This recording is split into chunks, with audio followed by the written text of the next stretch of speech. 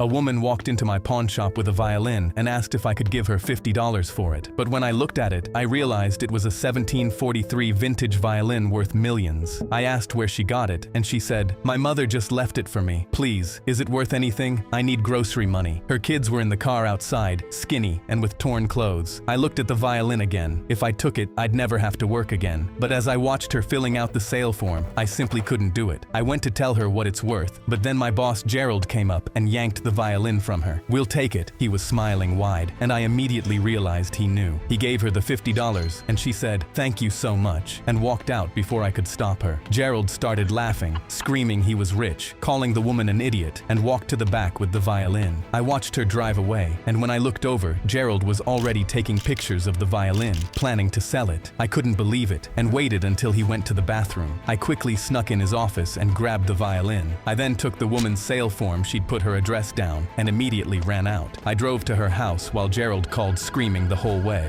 I knocked on her door and saw her kids behind her, trying to cut up cardboard boxes into clothes. I explained to her that her violin was worth millions. Her jaw immediately dropped. She took the violin and started crying. I was happy, but then I saw a text from Gerald saying I was fired. I didn't care at first because I'd done the right thing. Until 4 weeks passed. I hadn't found a job and was short on rent. I swallowed my pride and went back to beg for my job. Gerald smirked. "You can have your job back, but only if you go and get the violin off the woman." I didn't want to do it, but my rent was due tomorrow. I was deciding what to do when I heard the doors open. The woman walked in, but she was holding an envelope. She gave it to me, and when I opened it, I saw a check for 25% of $4 million.